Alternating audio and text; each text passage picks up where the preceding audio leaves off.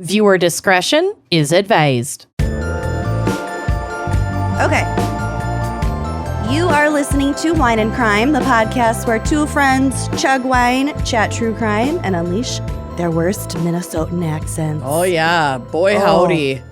Sure do. Yeah. I hope you're ready for a really dark episode today. Listen, y'all. I'm Lucy, first, before I forget. I'm Amanda. This fan pick is great. And like, I'm fucking here for it. And I tried to infuse some humor or at least openings for us to have, you know, lighthearted conversation about our teenage years, but good luck. Damn. Mm-hmm. And, you know, I'm already like one strong breeze away from a grippy sock vacation. So why not? Let's just fucking do it. I'm on my way to the grippy house. Baby, I'm about to gone girl myself. No. Except I really love my husband. So I won't do that part where she like ruins his life. Yeah. I don't know. It's early in your marriage. You're right. Always leave that opportunity open. I'm not even 2 years in yet. Yeah. There's We plenty got of time Yeah. to get homicidal. A lot of game left, people. A lot of game left. Which is my favorite thing to say if on the rare occasion I get invited to a sporting event. I don't know what's going on. And so We went to roller derby the other day. I love roller derby. That I do know what's going on. And I did make this joke there on my, yes. But anyway, I'll just, when people are getting super into it, I usually root for the underdogs. I'm not a loyalist. There's like no team that I really give a shit about. Oh my God. But I love to just be like, lot of game left, guys. Lot of game left with like full-throated confidence. Like I've been doing this for fucking years. And it brings me so much You joy. sound like a soccer coach. Yeah, yes. Like an assistant soccer coach. Yes. And my friends, if I am with them in one of these bizarre random occasions, are like, know exactly what the fuck I'm doing and that I have no clue what's going on. But other people, I did that actually at roller derby a couple months ago. And like these dudes that were also there watching and they were super into it kept like engaging with me because they've like, and to be clear, I was and am super fucking into it. Derby is awesome. I can't believe that I'd been missing out on going to these matches for like so long and that there were so many in the Twin Cities. It's like the best parts of hockey mixed with NASCAR. Yeah, and it's really quick and the rules are very easy and it's like easy to follow because there aren't a million fucking people in formations all over a field all at once. Like it's very easy to follow, but it's not easy to do, which is why I'll never fucking do it. Oh no, you could never. But it was so funny, the like deep camaraderie that I built with these random strangers because they recognize this a fellow sports fan. they thought they were in the presence of an avid dad. derby dad. I'm kind of like a derby dad. I love it. You are. Derby daddy. That's your new aesthetic. My derby name would be Big Dick Amy. I did decide that. Excellent. Yep. Excellent. Yep. I'm proud to hand that off Rooted to you. in Lucy lore of meeting a horse named Amy with the biggest dick in the world. And so they just called him or her or neither or both Big Dick Amy. Yeah. We don't know how the horse identified, but you know what the horse showed you in that moment. Oh, biggest? I mean, horse dicks are already horrifying. Mm-hmm. It was spotted. It was a spotted dick. And it just like kept sliding out. It just kept getting bigger. Okay. Big Dick And Amy. the little plaque just said Amy. Amy. Big Dick Amy. And then one night when we were in China with my friend McCore, we got really drunk one night and I knew she wouldn't quite remember the end of the night the next day. So Corey and I just kept calling her Big Dick Amy. Yeah, it's like, it's yeah, an last inside night joke was from so last fun. night. Last night was so fun, right, Big Dick Amy? And she like went with it for a little while, and then we just kept saying it. And she's like, I'm gonna need "You guys, to... I'm gonna level with you. I don't know what you're what talking the about." fuck you're talking. Like we were just I know I tied gaslighting one you. off last night. Listen, practical joke gaslighting of a friend. Did we even say what the topic time-honored is yet? tradition. Oh yeah. Oh, I don't think we have said what the topic is yet. Jesus This is what we Christ, get okay. for hitting our you-know-whats before we you-know-what. I haven't even talked to you like all day, so we're just catching up. I know, really. it's true. This is usually we cut, don't even press record until we've had our pre-show catch up, even though we talk to each other every fucking day. Not today. We haven't even That's talked what about the Traitors finale. Different time. I'm not done with the reunion yet, so let's just... Okay. All right. Thank you for listening. Today's very special fan pick, which, by the way, isn't technically it's a fan pick, but it doesn't necessarily fall into this bucket because our fan picker, Tiffany Meager, sent us an email that was like, you guys have to check this case out. Please cover this case. And so I sent her sorry, we have to reserve our fan picks for supporters on Uncorked at whatever, $25 a month. Yeah. But I read the case and I was like, okay, but I'm going to retrofit this because the case that Tiffany sent is so fucking bonks. So anyway, it's technically a gal's pick. Yep. But with a big shout out to Tiffany Meager. And the topic is 7.5 minutes in. Teenage terrors. Turns out you can continue to be a fucking terror well into your 30s. Oh, yeah. Yo. Now, honestly, like in the grand scheme of things, we were very fucking good kids.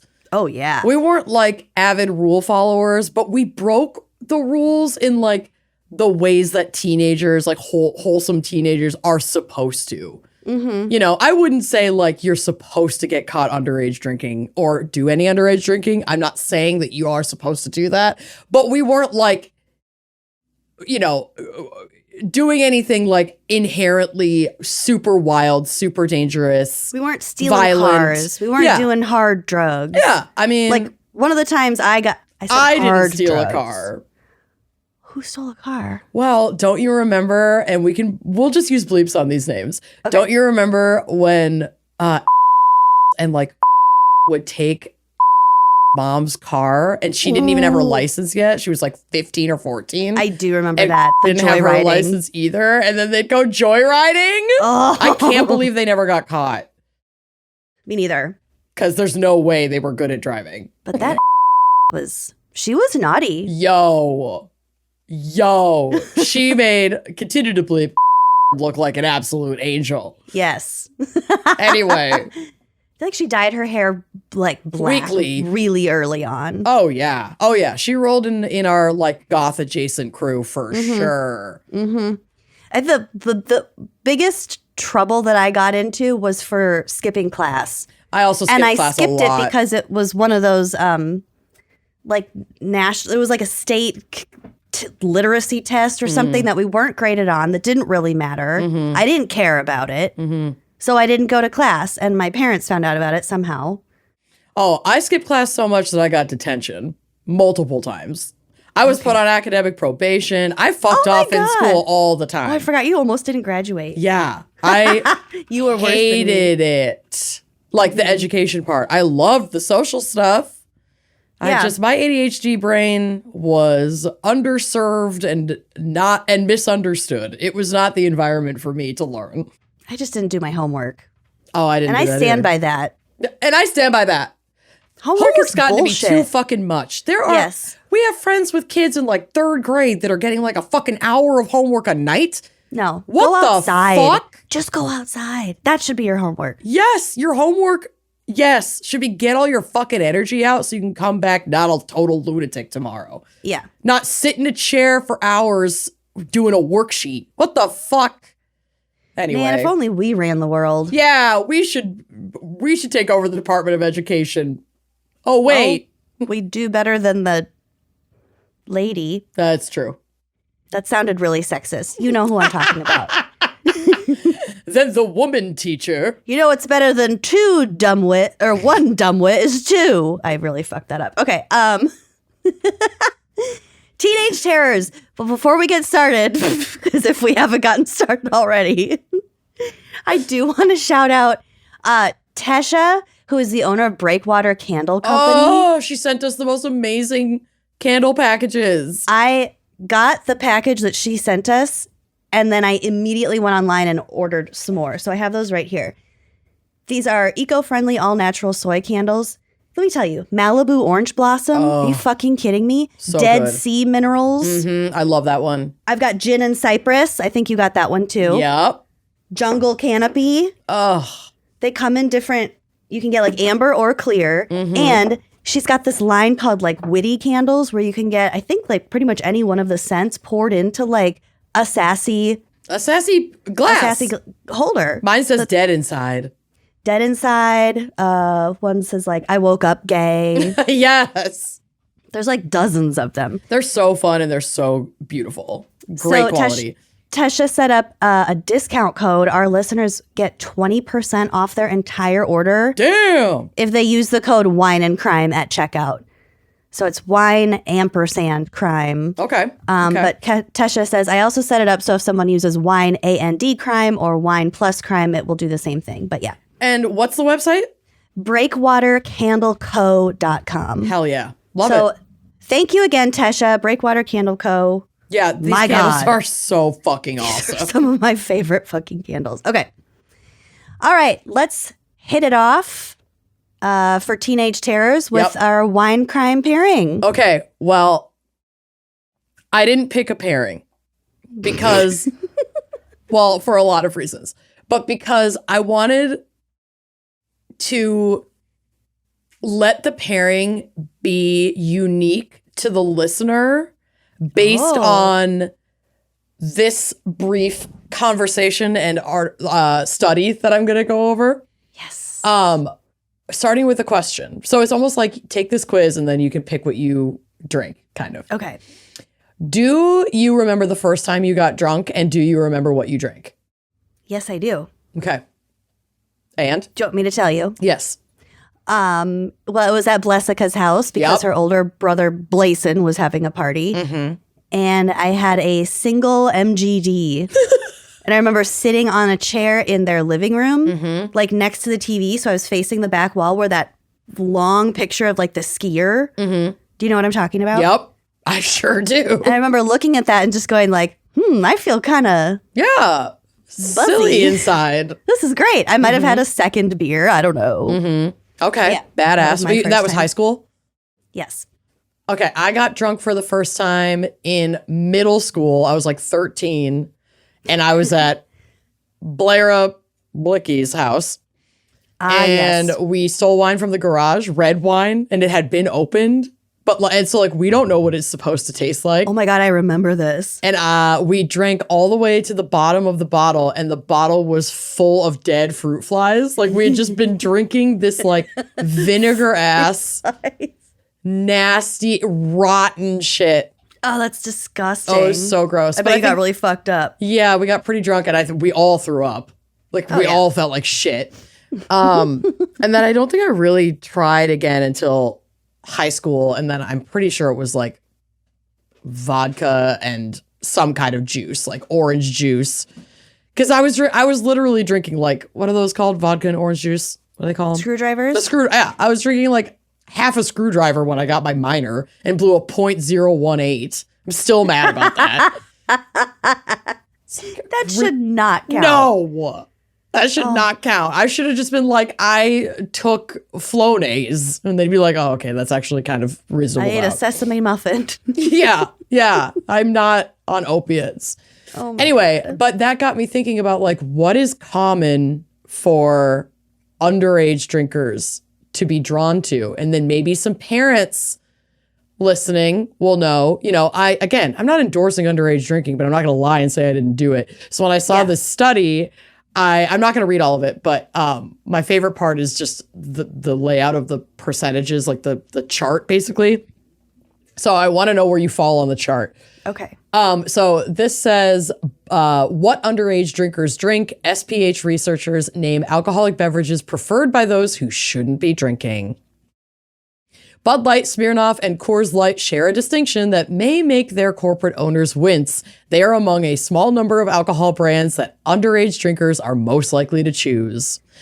Which also makes sense because even in states like Minnesota, where you're not supposed to be able to get alcohol anywhere but a liquor store, they'll sell, we call it 3-2 beer this kind of beer at the gas station because the gas station makes more money off of the beer sale for like this really low ABV beer than desperation beer than it costs for them to pay the fines every year for selling it.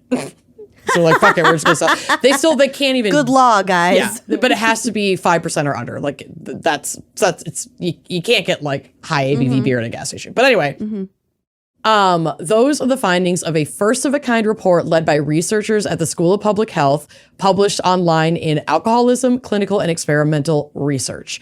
The study authors from SPH and the Center on Alcohol Marketing in Youth at Johns Hopkins Bloomberg School of Public Health say it has important implications for alcohol policy.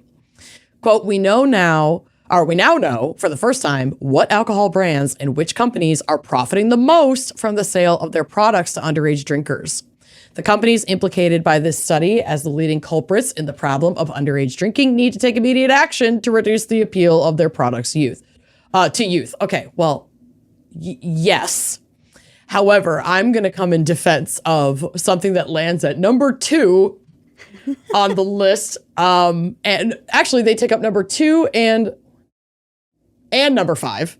Oh. And sometimes your dad works for the company that owns these brands and does marketing for them and ends up with a doomsday preppers level surplus of an alcoholic doomsday cases, yes, of these beverages. And maybe your parents aren't big drinkers, and maybe you want to be invited to parties and be popular, and maybe it's really easy to nip the bottles out of the boxes that your parents barely look at and take them.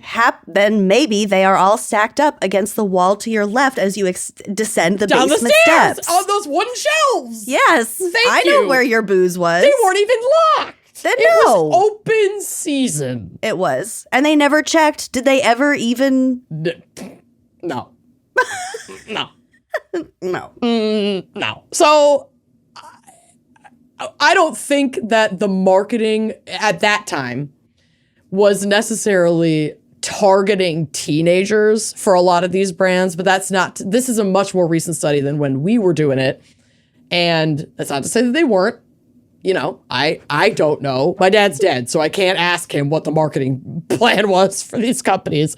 But I think it has gotten worse. Like we see that with, even like vapes and all kinds of shit that kids should not be getting their hands on. Yeah. And they, the branding is super cutesy, and there you go. So it's not saying that it's not a problem, but I take umbrage with that being like the number one reason when I'm like, whoa.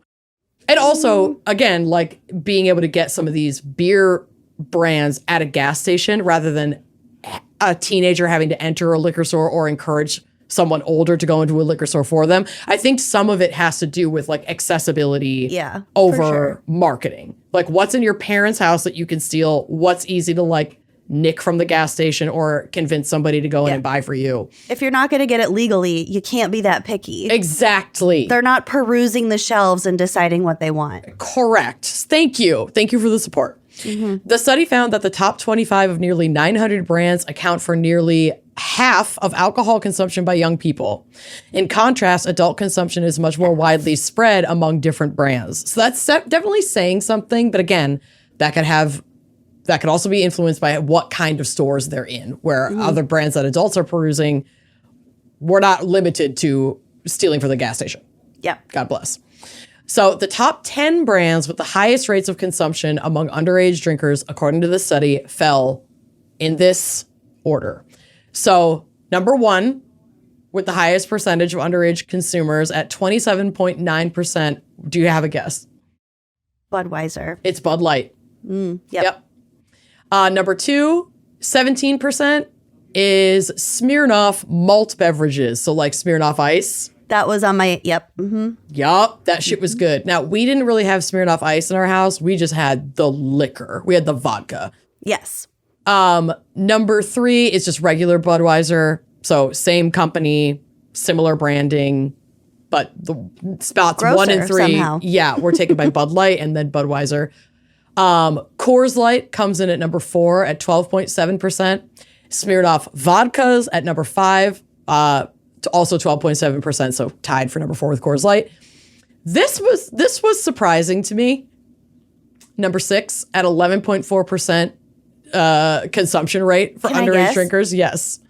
Captain Morgan. No, that wouldn't surprise me. It's sweet.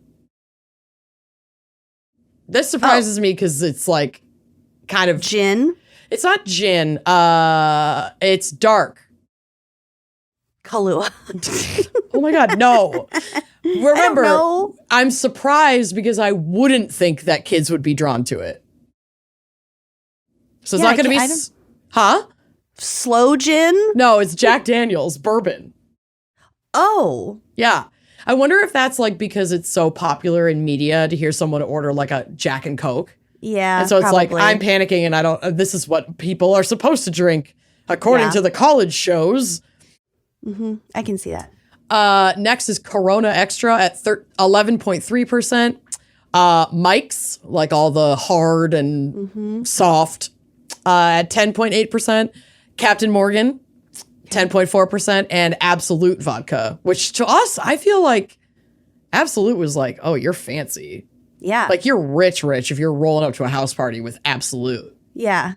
But I don't know. In the blue bottle, because the bottles were blue back then. Yep. And that one came in 10th at 10.1%. You know, we had like the summer, it might have been the summer before senior year, but some summer my whole family was out of town for like 2 weeks. And we just had like a bunch of parties. It was the summer after senior year because I knew all the kids from the sailing camp. And they were rich and they were preppy and most of them were over 21. So they would bring, what's it called? Sailor Jerry's. Remember that? We had like a summer of Sailor Jerry's. Yeah. That was good. That was a And good Mount time. Gay rum. This is what the preppy kids were drinking in 2005. Yeah, we were definitely not beer drinkers. Like, we gravitated toward the hard stuff. If we were going to do it, we wanted to do it quick and in small quantities. Yep. We didn't have the follow-through executive function attention span to drink a whole beer. I still don't.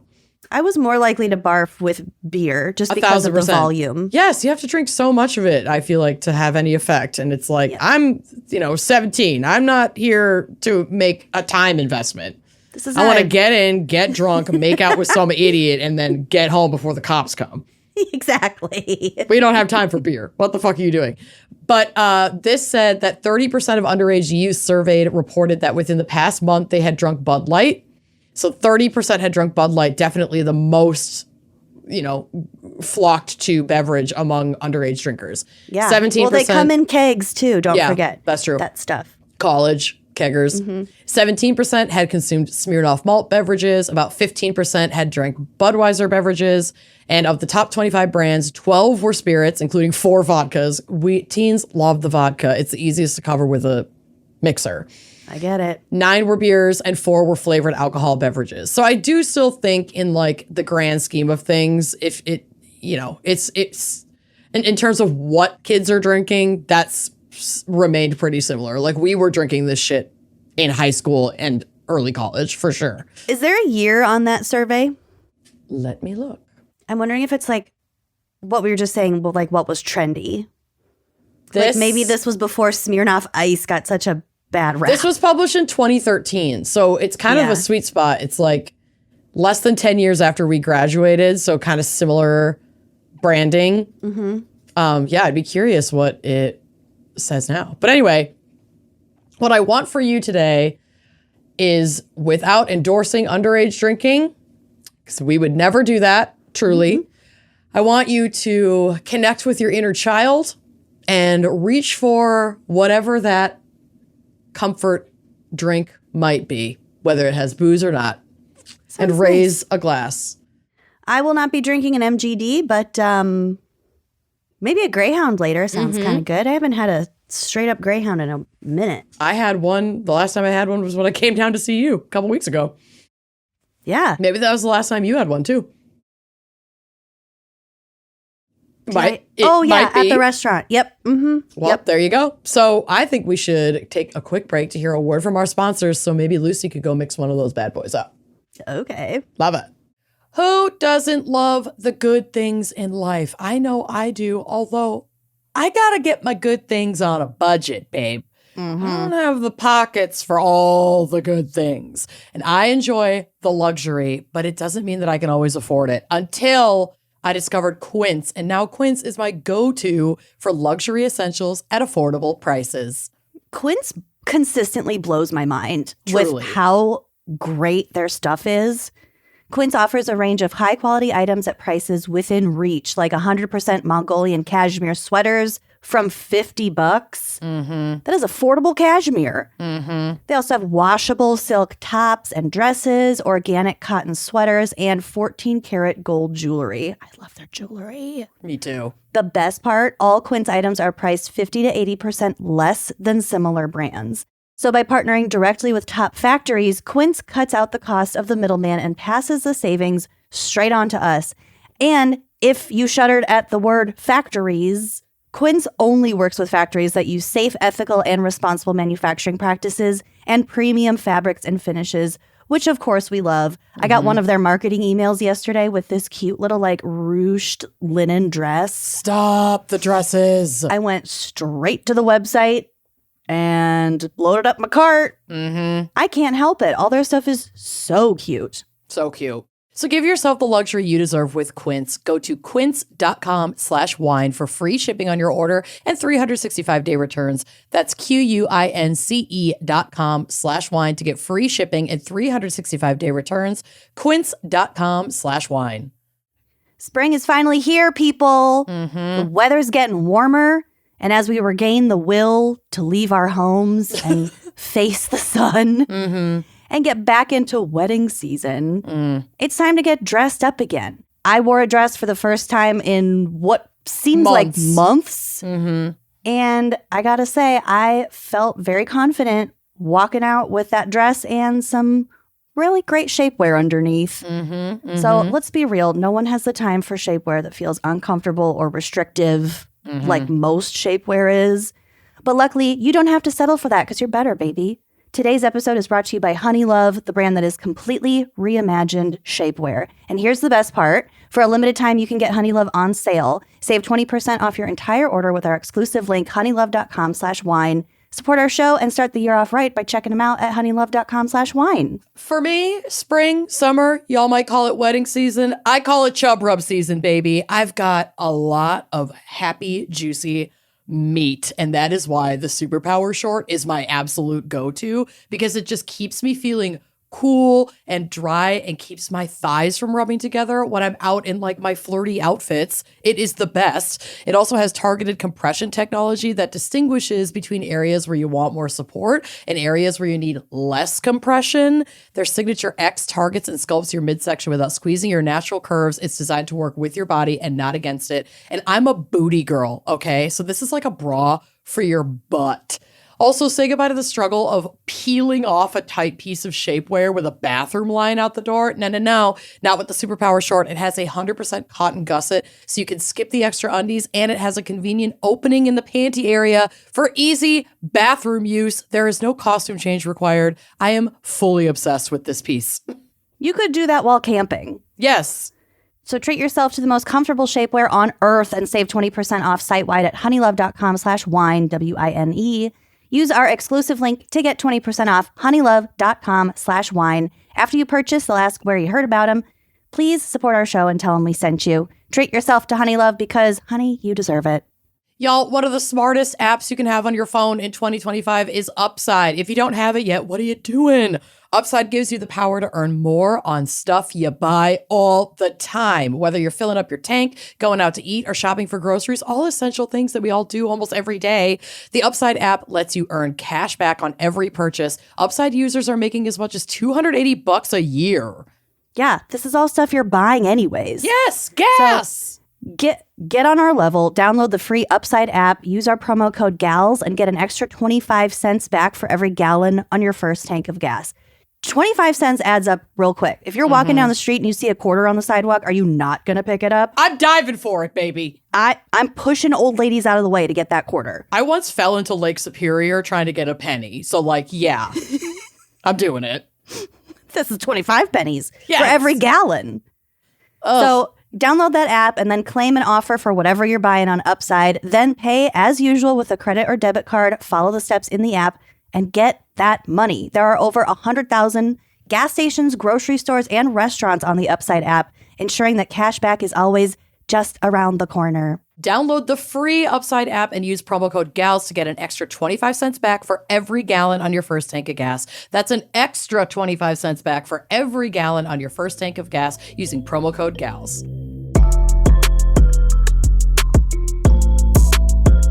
Lucy, what is our background? Maybe psych, maybe sounds like a case because you got Tiffany's email.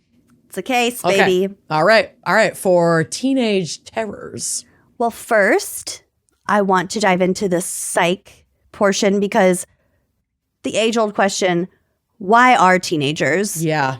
They're moody. They're confusing. They stink. Our They're meat computers assholes. are fucked at that time. Yes. Real buggy. Hormones are... Oh, the hormones are raging. Mm-hmm. So developing brains start from the bottom up, according to the Center on the Developing Child at Harvard University. I've heard of it. So that means when kids are about 6 years old, their brain is pretty much full grown physically. Like in terms of the size it's going to be? Yes. Like and like that's the amount of like matter. Okay. But they haven't refined their processes yet. So there's kind of a pruning process that adolescent brains go through. The brain is going to get rid of the gray matter, which are unused connections, while other connections, what's called white matter, are strengthened. So you're just kind of toning different areas of your brain and getting rid of the useless stuff that's just sitting there, either by like, not like reanimating it, but just like starting to use it, or it actually like I don't know if like the tissue itself like maybe cycles out somehow. The developing brain is also shaped by interactions between genes, experiences, everything down to the timing of those interactions, like e.g. childhood trauma. Right. The article goes on to say that, quote, reciprocal serve and return interactions are essential. Without them, the brain's architecture does not develop as expected, leading to long-term impacts on learning, behavior, and health. So serve and return, as you might imagine, is essentially the interaction between a caregiver and a baby. Yep. And that teaches them vocal and physical and visual cues, etc. So that's like returning the serve. So if a baby smiles at you, smile back. Yeah, or you're smiling at a baby and the baby smiles back. It's the back and forth. It's the back and forth. That's like a really... They learn a lot from that. It's crucial to their brain development. Remember, I don't know what episode it was, maybe the adoptions episode about like the silent babies. Yeah. It was the most heartbreaking like thing I've ever heard in my life. But yeah, those babies' brains will never be normal because of the lack of the face-to-face engagement when they're at that age. Another interesting thing about the young brain is its plasticity, so its ability to rewire itself. When you're young, your brain has a lot of plasticity influenced by experience, like we talked about, whereas when you're older, you have a much higher physiological cost to modify neural connections. Yeah, you can't teach an old dog new tricks. It's like, it's you hard. You can, but it takes a lot more literal effort. Energy, and specifically the efficient use of glucose, which is the brain's main energy source. So like, boomers stuck in their way. They just don't want to spend the glucose. I mean, I get it. To overwrite those neural connections. My life is that's fucking even possible. Run by the glucose in ways y'all don't even want to know. You could inject it right into your brain. No. Make it nice and big. I can't. I don't have glucose injections. Well, technically I do. I have a glucagon pen for if I go into like dangerous hypoglycemia, but haven't had to use it. It's like an EpiPen for diabetics? Yeah, it basically triggers like every organ in your body to release its glucose reserve so that you don't die. Oh my God. Yeah, it sucks. Does it make you really sick? It sure does. It's not a fun recovery. But recovery is better than death. I've only had to receive a emergency glucagon once. When you were already in the hospital? No, it was a long time ago. This was wild. I was home alone. I was living in an apartment with a friend, and I woke up and thought I had like sleep paralysis, which maybe I did, but I also had low blood sugar, and I like literally could not move anything but like my head. Ew. So I was like absolutely panicking. And I like rolled myself off of my very tall bed onto the floor to try to get to my phone to dial 911 with my nose, which I did. And then my neighbor like had heard a thud and he was going to like come up to check on me. But it was kind of in like my sowing my wild oats era of my 20s. So he was like, I thought you were having sex and I didn't want to like interrupt you. In. But then when like paramedics showed up, he had to like, he was like, then I realized, oh shit, maybe I should have checked. And yeah, they had to like break my fucking door down. And I was like having trouble talking. Like it was wild. Like I remember being on the phone with 911 and feeling like what has happened to my body because I can't move my arms and I'm having like my tongue feels just numb. Whoa. Which like a numb tongue is definitely a symptom of like dangerously low blood sugar. Like if I drop into the 60s or 50s, you're supposed to be, between like 100 and 120. I'll get like a numb, tingly tongue. But oof. Yeah, I don't know. I don't know if it was a combination of obviously me not taking as good of care of myself in my 20s as I am now. I didn't have the technology then that I have now, like a pump and a, CGM. I don't know if I had been drinking the night before. I have no idea. This was a really fucking long time ago. I just remember that part of the situation. But I didn't even end up having to go to the hospital. They came and they gave me the glucagon and then they stayed with me for like 15, 20 minutes and my levels were back. And then, okay, so a glucagon is not a kind of thing that you just have as backup in your home. I do now. My irresponsible self in my 20s didn't. But yeah, you can have a prescription for it. I have one in the fridge and Bill is trained on how to use it.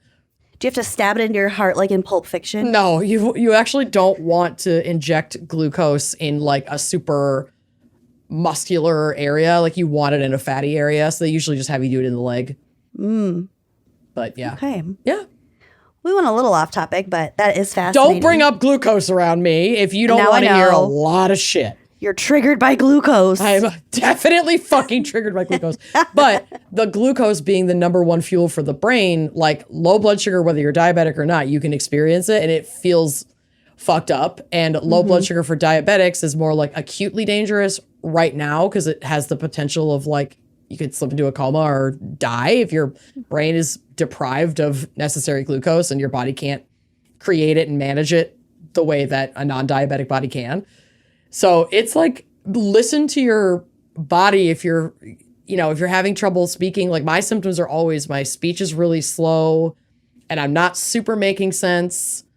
And you get really sweaty and my heart rate and my breathing are much more labored. And so like Bill is pretty good at being like, girl, you're good. You're going to need a juice.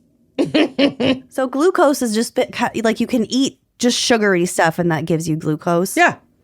And yeah, I mean, basically it's like sugar, things that metabolize into like carbohydrates metabolize into glucose, like sugar in your blood. And it's stored in places in organs in your body. But yeah, when you have a working pancreas, your body can release the insulin hormones that like keep that glucose level stable so that you have the proper nourishment to parts of your body and energy throughout the day. But in, diabetics either have no working beta cells releasing the insulin hormone at all, and that would typically be type 1, or they have like serious insulin resistance or like low insulin production, and that can usually fall more in like the type 2 category. So they're very different diseases with like a similar starting point. Through line. Okay. Well, the more you know. Glucose for the brain. I'll never say the G word ever again. Yeah, sorry, 45 minutes later. Okay, so we kind of know we know all of what I just said. Oh yeah. Also, as we know, since the prefrontal cortex, which is the area responsible for critical thinking, understanding outcomes and consequences, etc., is still developing in teens. Their theory is that they rely more on the amygdala to make decisions and solve problems way more than full-grown adults do. And the amygdala is the area associated with emotions, impulses, aggression, and instinctive behavior. So You're ruled by your amygdala in your teens. you are ruled by your emotions. Everything is just very reactionary. Not a lot of like slowing down, taking stock, having like rational, logical, problem-solving I don't know them. moments. I don't know them. Who is she? Rational? Miss Rational? No. No, you don't Maybe know no. them when you're fucking 15. That's I for barely sure. know them now. Yeah, I've been introduced. So here's some information from the National Library of Medicine about the age of onset, or AOO, for certain disorders, because a lot of them kind of surface much earlier or later. You know, there's a big range of when certain disorders present themselves. Perfect. So impulse control disorders have the earliest AOO distribution, with a median of about 7 to 9 years old for ADHD, 7 to 15 years old for oppositional defiant disorder, 9 to 14 for conduct disorder, and 13 to 21 for the less fun than it sounds intermittent explosive disorder. Way less fun. So that might not kind of show its face until you're in your early fucking 20s. Yeah. Oof. Some anxiety disorders, like phobias and separation anxiety disorder, also have a relatively early AOO distribution with a median range of 7 to 14 years old. Wow. Other anxiety disorders, such as panic disorder, generalized anxiety disorder, and post-traumatic stress disorder, as well as mood disorders, have a much later AOO of 25 to 53. Yeah, it's Welcome to the party. Yeah, these start to show up when you've been a little beaten down by the terribleness of the world and capitalism. PTSD, just by its nature, it stems from an event. So the more time you have and of course, to have said dramatic event. Childhood trauma can also result in PTSD for sure. But yeah, I mean, you see it a lot with like people going to war. You're not going to war when you're 12. You are going when you're what, 18? Yeah. Woof. And again, this is just the average distribution. The longer you live, the more opportunities for hell you will experience. Yes, yes. What a joy. What a joy. The water's fine. Come on in. The study I picked states the that, right hat today, by the way. Yeah, you did. I really did. The study states that psychotic disorders rarely occur before the age of 14, and many psychotic disorders show a marked increase in prevalence, specifically between 15 and 17. Interesting. So yeah, keep just that in that pocket mind. of development. There's Something a spike shifts. there's a spike between 15 and 17 for many psychotic disorders. Yeah. So clearly something is, reaching its,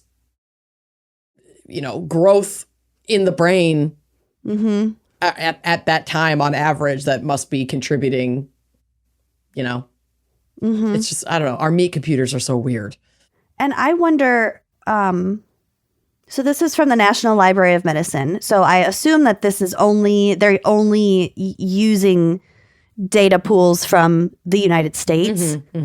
I wonder if these numbers would be different in other countries. Or like how much of this is cultural? How much has to do with like the horror of high school? You know what I mean? Where that's a really good point. In China, I know for a fact their high school experiences are much different than ours. So I wonder if that distribution rate would be different. We got to find that out. That would be fascinating. How fucked up are we in America? Hey, Siri. I'm not asking her that. We're on The good state terms beverage right now. of Minnesota is milk. Fuck. Fuck. Okay, so since teens are often so difficult to understand, I did us all a favor and Googled modern teen slang. Oh no! If So I there's have a a few skibbity toilet in here, I'm gonna walk off set. Do you know what skibbity means? Kind of. What do you think it means? Well, I know it comes from this like weird internet meme video of like this long-necked man coming out of a toilet, and then it has some like Minecraft bullshit. Then everybody was starting to fucking say it. Well, skibbity alone is a nonsense word that can mean cool, silly, or dumb. A reference to the popular YouTube series Skibbity Toilet. There you go. What are these fucking words coming out of my mouth? Related, do you know what Ohio means? Ohio is bad, right? It's used to describe something weird. Huh. Undesirable was what I got from it. Okay. Do you know what Sigma means? No. It's a term that originally referred to an unbothered male who plays by his own rules, i.e. not an alpha male or a beta male, but a sigma male. Okay. Do you know what OTP is? No. On the prowl? out the pocket? That's a great guess, but it's one true pairing. It's used to describe a relationship you are very invested in or you really believe it should happen. So like in reality shows, if you really loved, fucking Stacy and Jax or something, they were your OTP. Okay.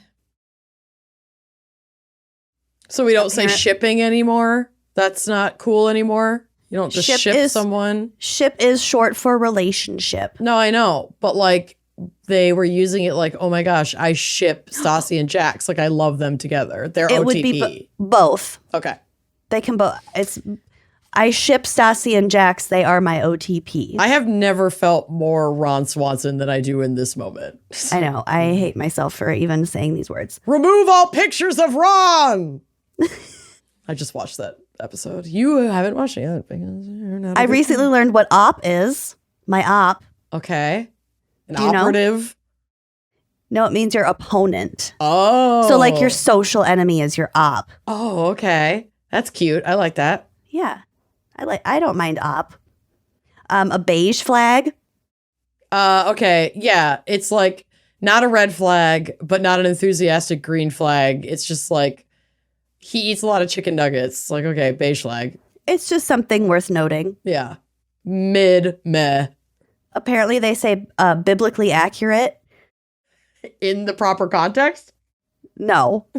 So it originates from the biblically accurate angels that look disgusting. Yeah, the eyeball creatures with a million wings.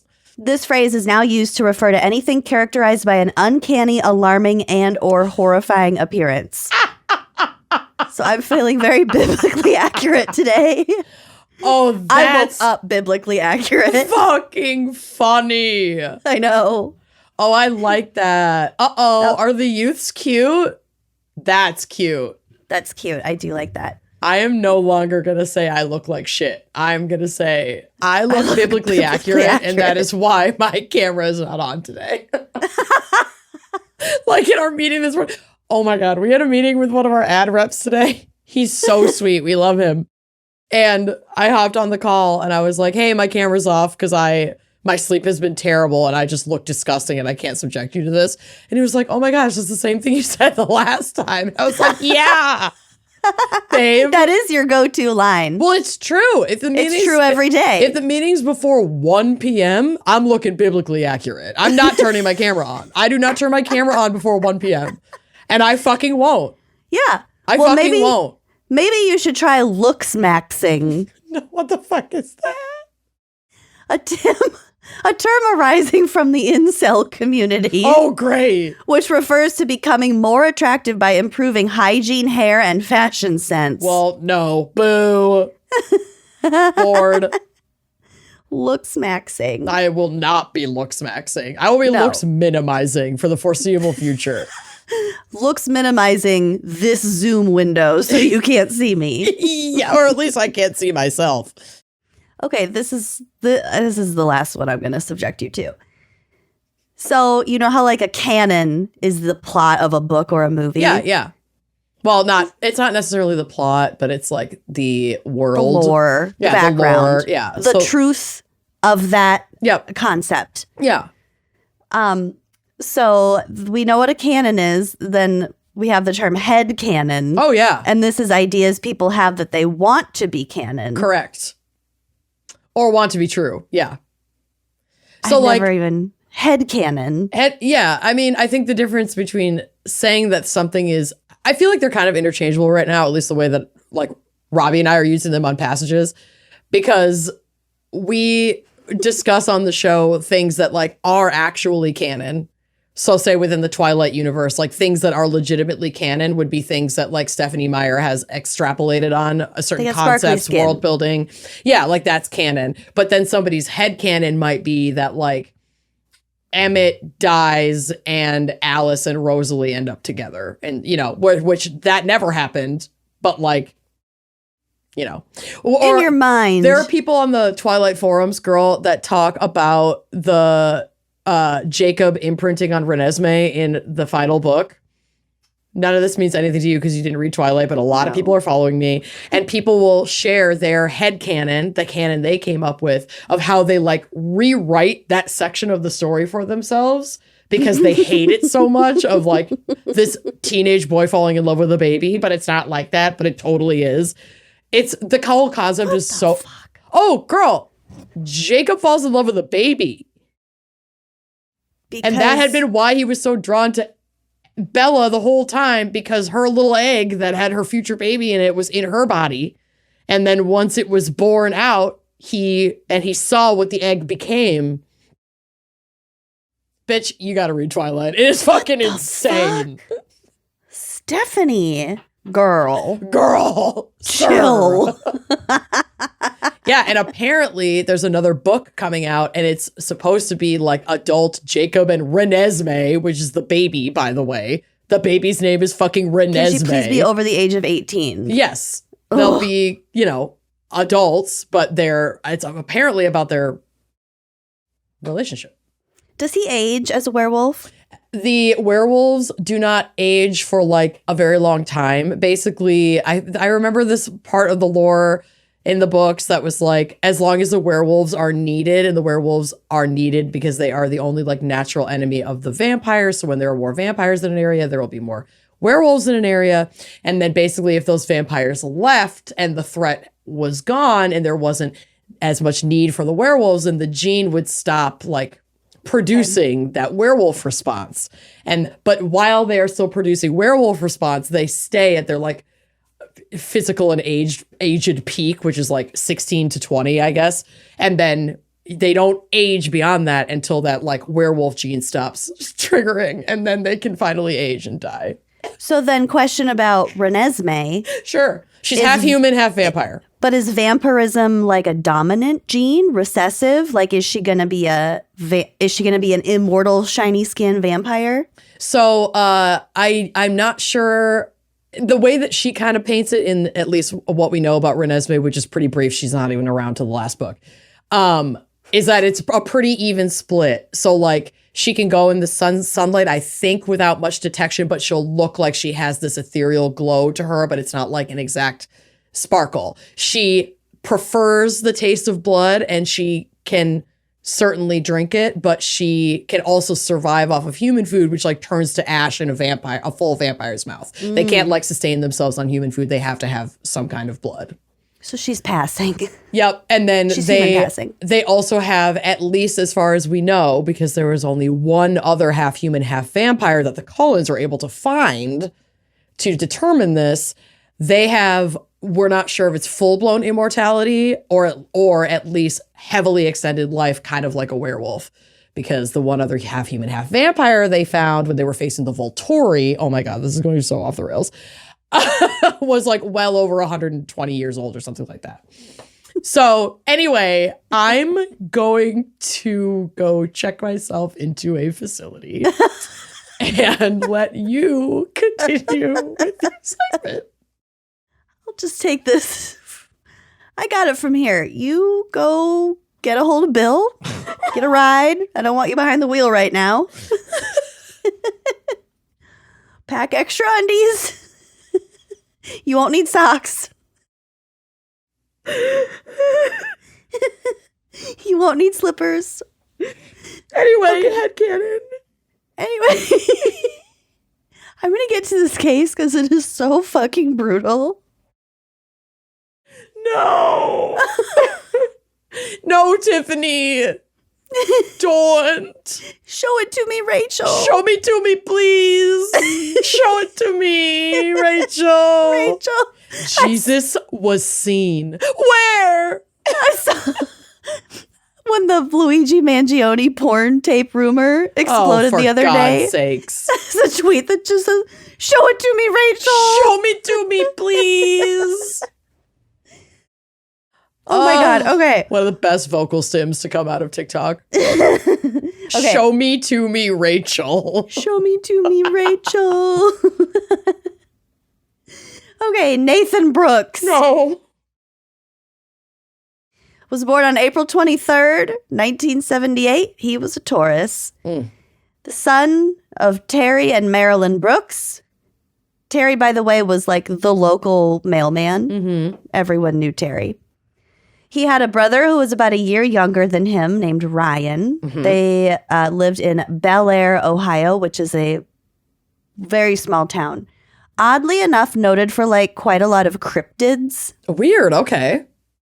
Yeah, but I didn't get all the way into that. No. Okay, Nathan attended Bel Air High School. He was reportedly a well-read, intelligent young man. The town sheriff, Tom McCourt, said at the time, quote, "There's a fine line between madness and genius." Mm-hmm. This is going to escalate very quickly. There's not a lot of information on him, so I don't have like a ton of background. Okay. Hence the escalation. Okay. And I'm not 100% sure of this timeline, but this is what I could piece together. On the night of Friday, September 29th in 1995, Nathan is 17 years old. Mm-hmm. And his younger brother is 16 years old. He's only a year younger. Oh, okay. The younger brother, Ryan, decided to go to a football game with his friend Eric and then go over to Eric's house afterwards and hang out. Okay. They were hanging out very late. So around 1:30 in the morning, Ryan calls home, his own home, to check in with his parents. Yeah. And to just say like, hey, it's late. I'm gonna spend the night. Mm-hmm. Nathan answers the phone. Ryan's like, hey, tell mom and dad that I'm just going to stay here tonight. Mm-hmm. Nathan replies, no, they want you to come home. So Ryan's like, ugh, fine. I'm 16 years old. I don't want to be told what to do. Yeah. So he draws it out, stays for another hour, and then he had his friend Eric drive him home. Okay. Like around 2:30. So this is in the early morning hours of Saturday, September 30th. The best day of the year, 1995. 17, so like within a couple hours, 17-year-old Nathan Brooks was apprehended by police near Mount Zion Cemetery. Mm-hmm. Once he was in custody, the cops went to his family's home, completely unprepared for what they would find. Okay, so we should probably clarify that when you say this is the best day ever, it's because September 30th is my birthday and not because of what is happening here, because I have a feeling there's going to be devastation in that house. Utter, yes. Yeah, okay. So September 30th is Amanda's birthday. That was just my little... Yep, she was just saying something nice to me. That's not what she means. Thank you for clarifying. Yep. Yep. Okay, unprepared for what they would find. Nathan Brooks had killed both of his parents. His mother, Marilyn, was found in her bed covered with a blood-soaked comforter. A large knife was deeply embedded in her right side above her hip, above like her waist. Mm-hmm. But investigators also noted that she had been, quote, chopped with an axe. Don't like that. If that wasn't gruesome enough, a ball peen hammer was found at the foot of the bed as well. So those are those like rounded hammers. Uh-huh. And they're primarily used to like flatten out and smooth like rivets and nails and stuff. So it's intended for banging and flattening and and this the ball on it kind of like a counterweight so you can have effective weight and girth behind your hit. Yep. They can break an egg. Yeah. So I don't think that the ball peen hammer was ever used during the attack, but it was found in the room with his mother's body. Ugh. His father, 53-year-old Terry, had been shot in the head 3 times at point-blank range with a hunting rifle. Terry's head had then been severed from his body with a hacksaw and placed in a punch bowl, and the bowl was set on a wooden chair in the living room in a completely different room. This doesn't sound real. This It sounds like an Eli fucking Roth horror movie. Yes. So Terry's body was found still in the bedroom where he had been sleeping. His arms were above where the head would have been. So his arms were up, and there was blood absolutely everywhere. Oh. In addition to the rifle, axe, and knives, a collage of satanic symbols and pentagrams and shit was found in Nathan's bedroom. I think also all over the house. Mm-hmm. He had a bunch of stuff taped to the walls, a bunch of drawings and sketches and writings and pentagrams. And we're still well within the era of satanic panic in the mid-90s. Mm-hmm. Yeah. I feel like it's peaking again at this time. Uh-huh. Investigators also found a list of names. Oh, no. Oh, I just got a chill. We'll get back to the names. After his arrest, Nathan reportedly said, quote, "I can't stop this. I tried. I need help. It keeps coming." So Halloween, this is on September 30th again. Oh, wait. Is his little brother was also...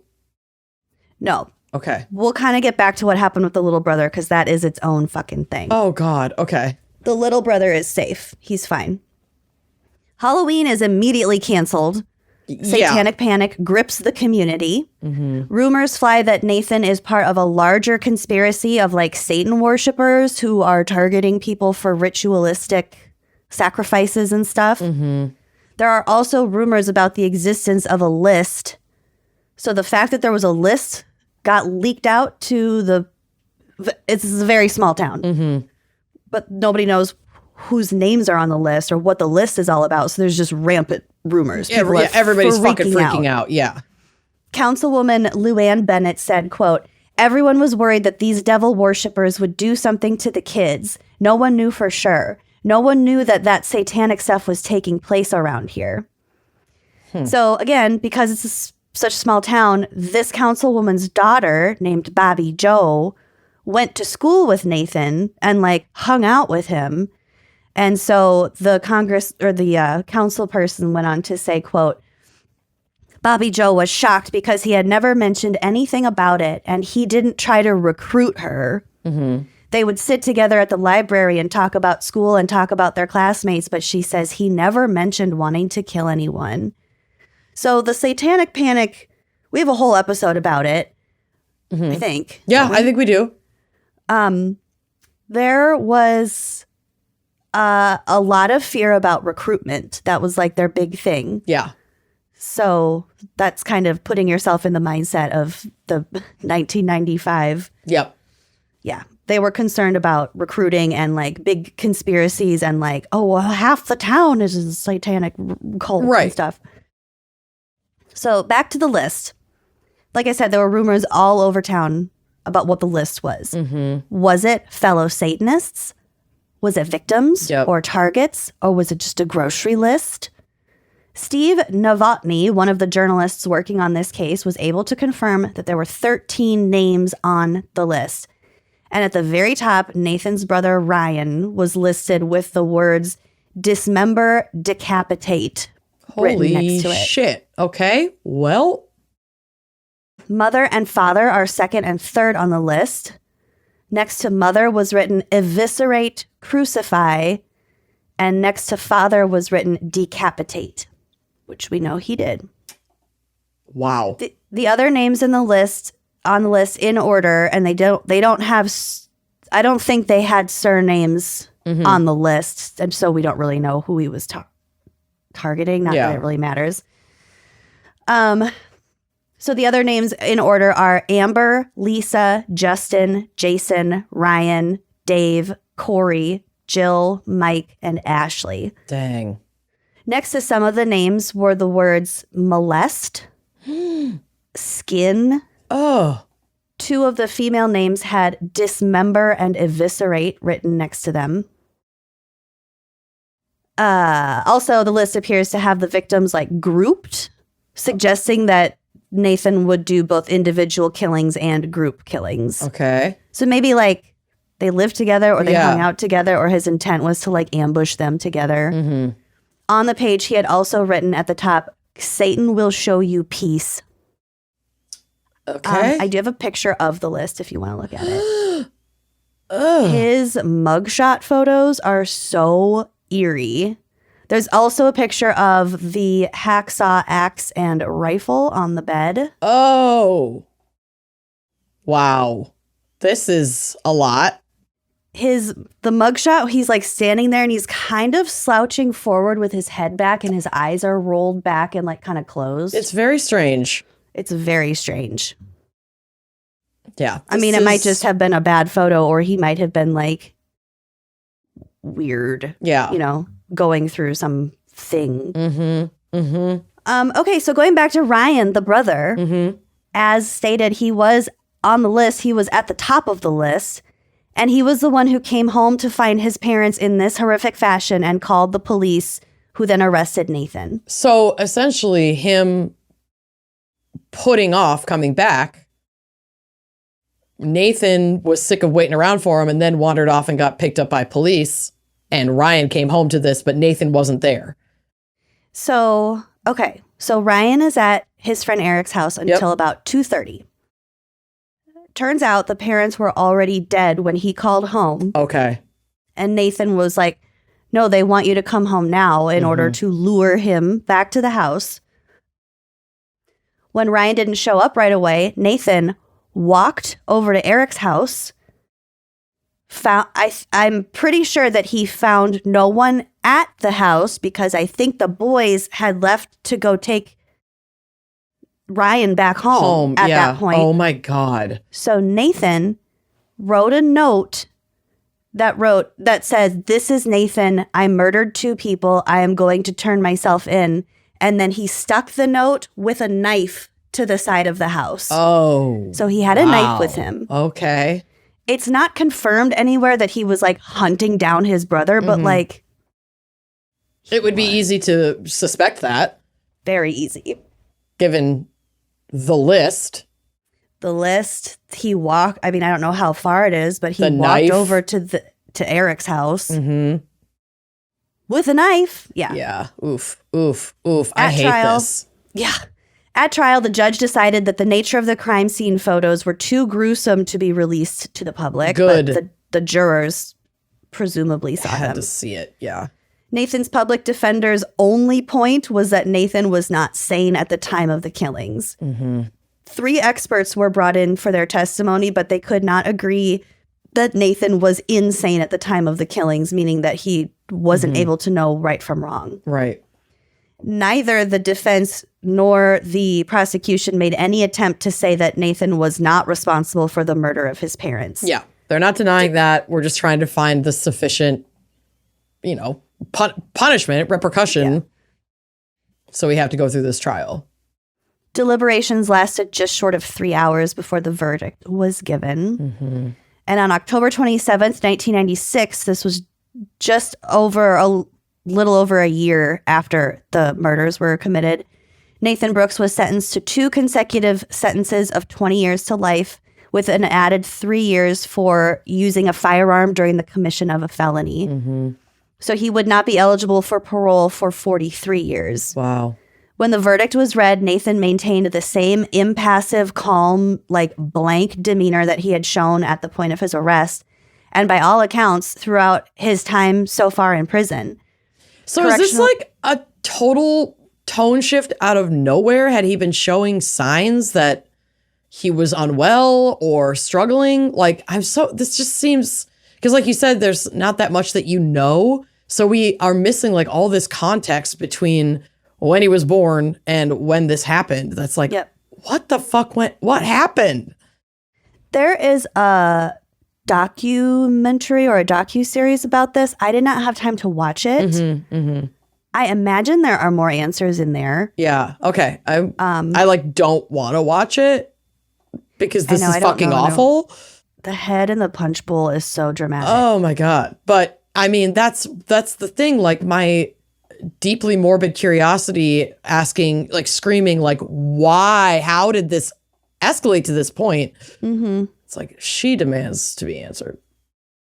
Well, yeah. So correctional officers working in facilities with Nathan all have similar statements about his demeanor. He's super quiet. He does not initiate conversation, but he will respond, but with a smile. Mm-hmm. He doesn't really talk to anyone. Mm-hmm. He's known to not talk for hours and even days. Okay. He eats, bathes, and exercises when told to, but he never talks about the crime. It is just out. Retired deputy and jail administrator Stan Galonia stated, quote, "When I first met him, he seemed very dark and distant, and I had never seen someone with dark eyes like Nathan had. Sharp eyes.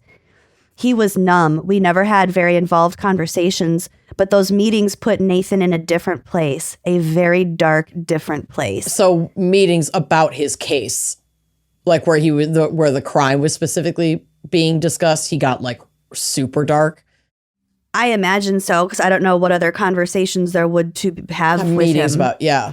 I think when he recalled the crime and what happened, he just like transcended somewhere else. Wow. So, still a lot of unanswered questions. Was he part of a larger satanic group? There's nothing suggesting that he was working with others, except for speculation from the press. Again, the satanic panic. Yeah. Why did he potentially stop after killing his parents? So we know from like Israel Keys, he described like a mania before he killed, and then afterwards he'd like come down. Like he got it out and he's just coming down. Yeah. So maybe the building of a list was its own surge. And then the actual murder, he was just like tired from it. Yeah. Because we've had that, that's been described. So why did he kill his parents in the first place? Were they truly a sacrifice? One report claimed that his dad put a lot of pressure on his kids to get good grades. That council person, Bennett, said, quote, "There had to be a lot of anger and frustration inside of that boy, I would think, to do what Nathan did the way he did it. Something had to be seriously wrong in that house." I mean, yes, that would be the line of questioning that a rational person would go down, but I don't know if this kid is rational. Right. It's like, what is going on? I'm so confused.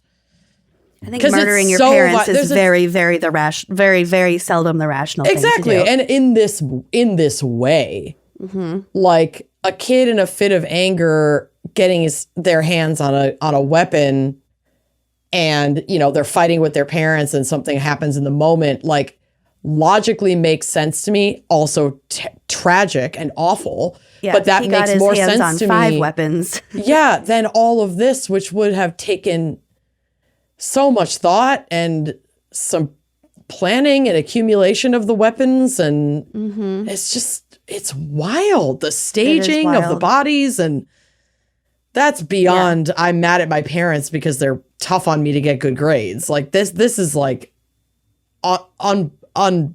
unbelievable. It's so bizarre.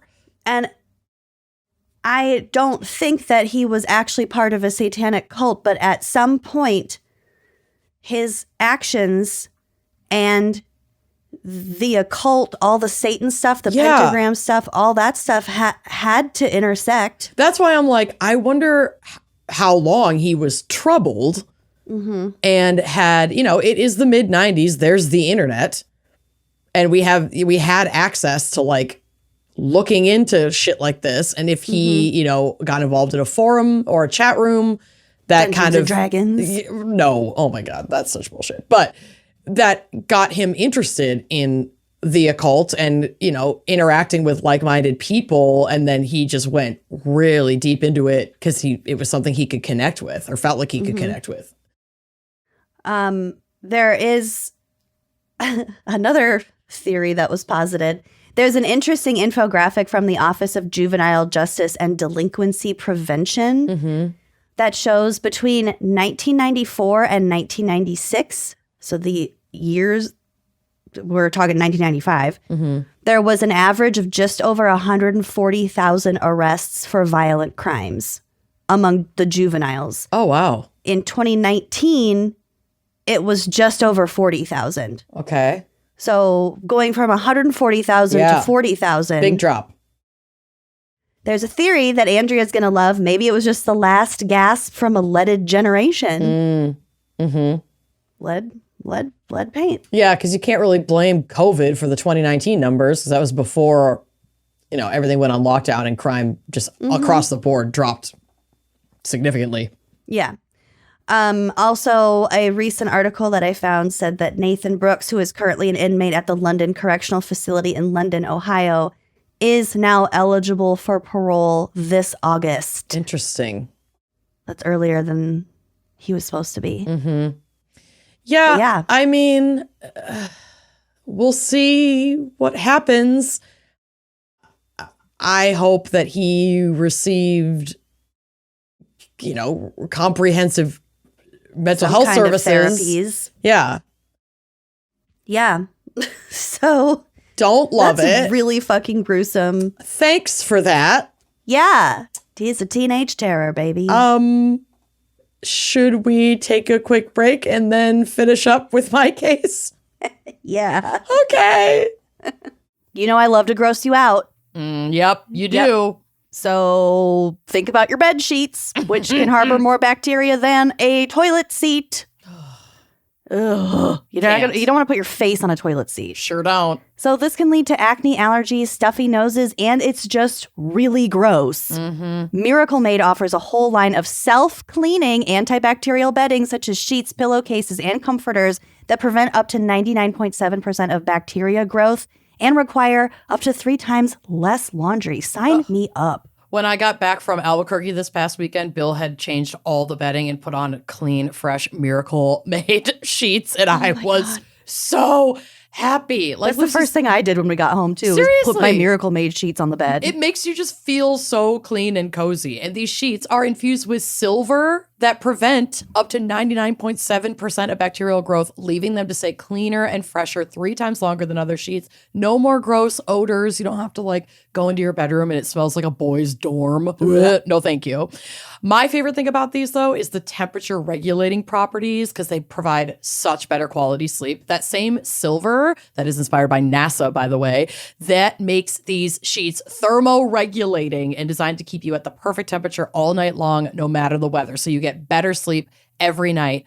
And they're just so comfortable. Their sheets are luxurious. They're comfy. They don't have the high price tag of other luxury brands. And they honestly feel as nice, if not nicer, than sheets used by some 5-star hotels.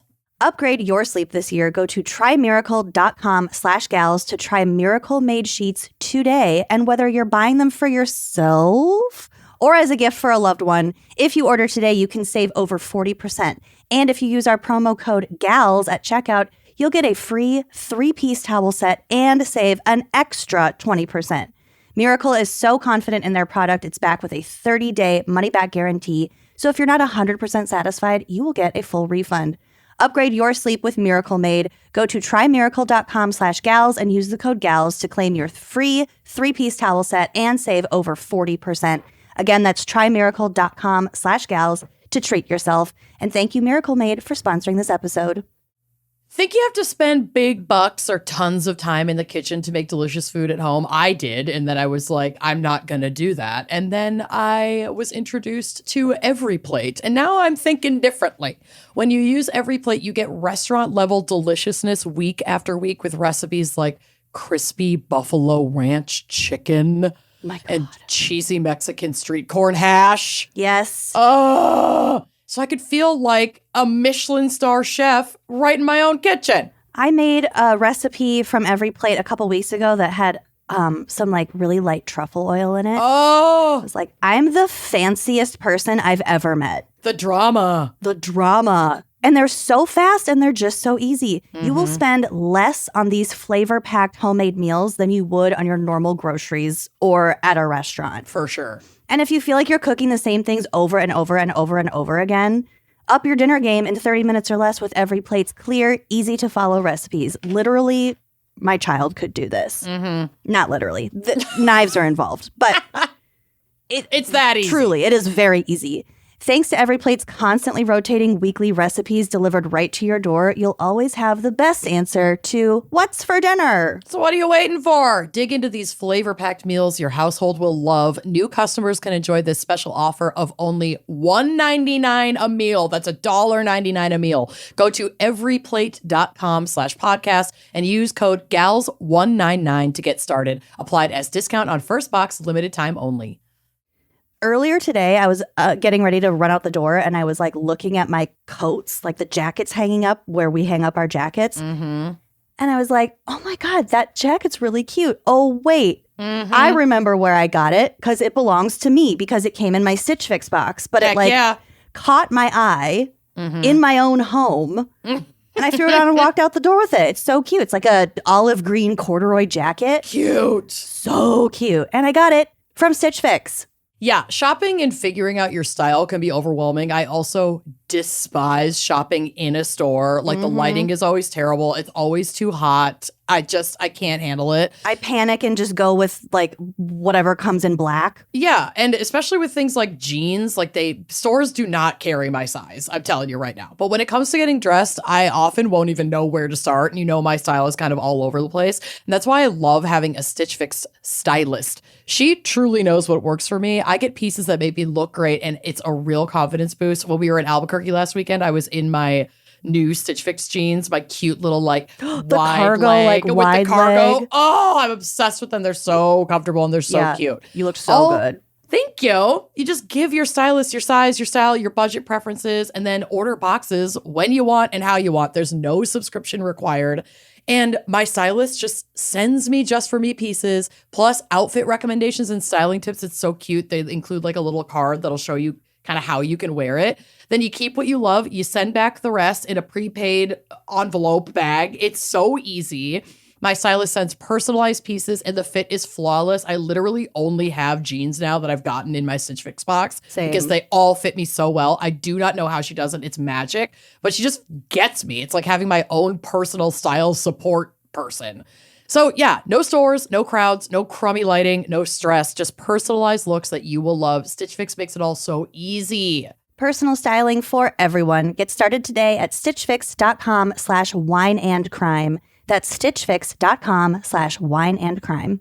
Times are tough, y'all, and we all need something to like look forward to. I know that we are currently working on taking a weekend away with our childhood best friends, and I cannot wait. I need it. We need it, but to be able to afford to do things like that, we have to be, taking care of our financial health as well. And no matter how fast time seems to be flying by, it is never too late to make progress. I'm a lifelong struggling financial health girly, and this has been a huge help. So if you're saving up for a big purchase like a home or a car, you need to build your credit quickly, Kickoff can help. They're the #1 credit building app in the App Store, and plans start at just $5 a month. There is no credit check, no hidden fees, and no interest.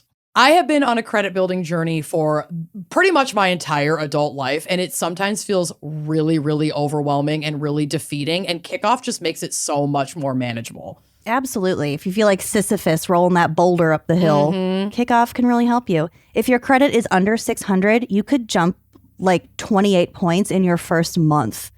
Kickoff is a smart, legit credit hack with no catch, no credit check, no hidden fees, and no interest. What do you got to lose? It's simple. So you just make on-time payments, credit bureaus see good behavior, and your credit grows faster than you think it will. You can start building credit immediately for only $1 your first month. And with AutoPay, you never have to worry about missing a payment. So you can build credit while you sleep. Love it. You could just don't even think about it. Sign up in minutes from your phone. There's no credit check, like I said. You can cancel anytime. There's a reason why Kickoff is the #1 credit building app out there. It has over 100,000 positive reviews on the App Store, and 98% of those are 5 stars. Building credit can happen faster than you expect with Kickoff. Don't wait and get your first month for just $1 at getkickoff.com/gals. That's kickoff without the C. Get 80% off at getkickoff.com/gals. Must sign up via getkickoff.com/gals to activate offer. Offer applies to new customers first month only, subject to approval. Offer subject to change. Terms and conditions may apply. Point stat based on Equifax Vantage Score 3.0. Changes for kickoff users starting under 600 who made their first on-time payment between January 2021 and March 2024. Payment and credit activity outside kickoff can have an impact on your credit. Individual results may vary.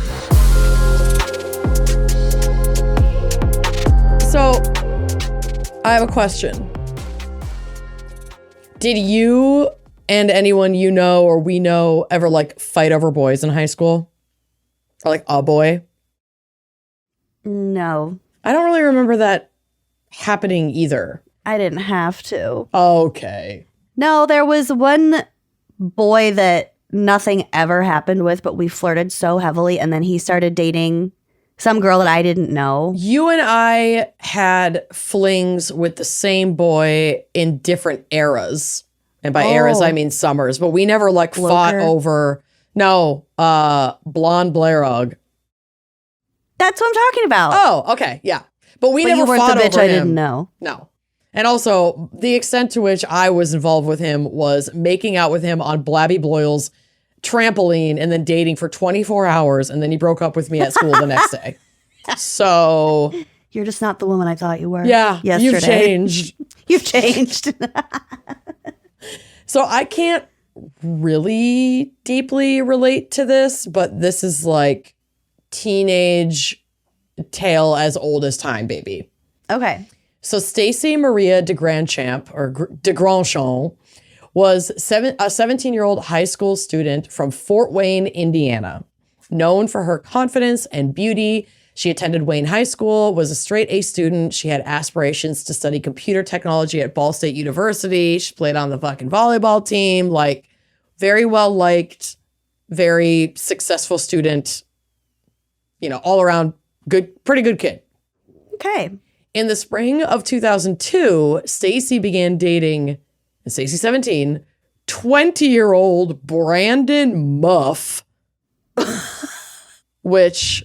Yuck. Say no more. I'm sorry. Fucking say no more. 17 to 20 is such a huge leap. Baby, yuck. Yeah.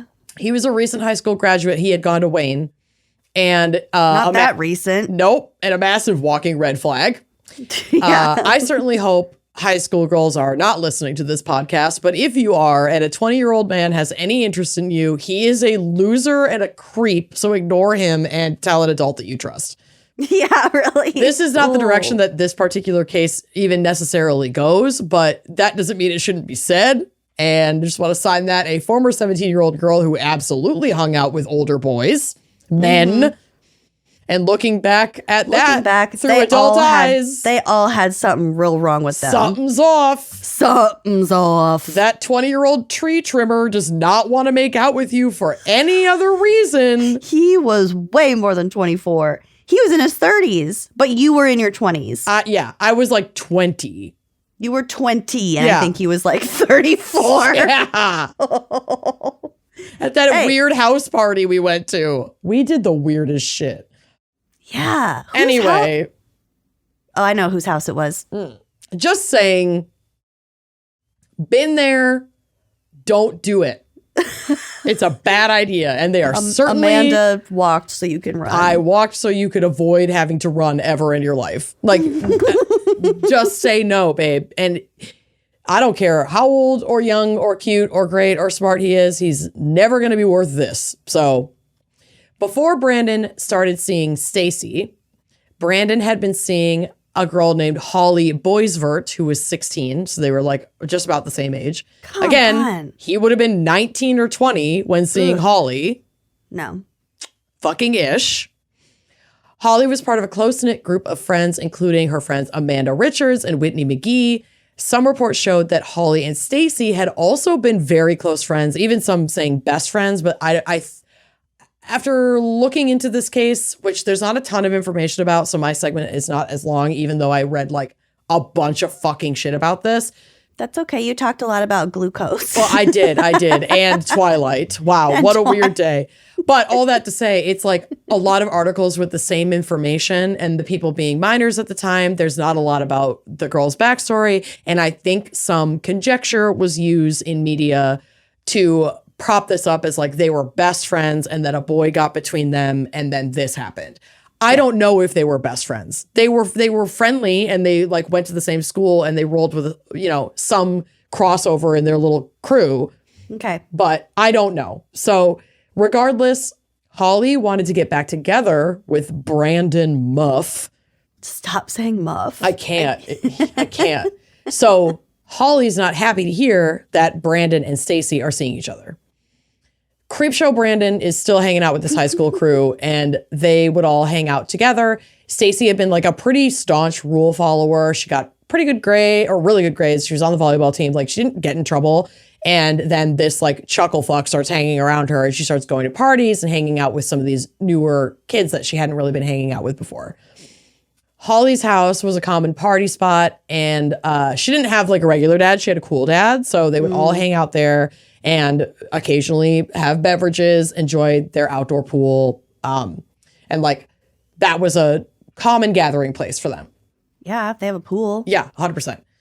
Holly and her sidekicks would use these parties as well as school as opportunities to kind of mess with Stacy. They're bullying her. They're mostly just like doing mean girl shit because she's dating Holly's ex.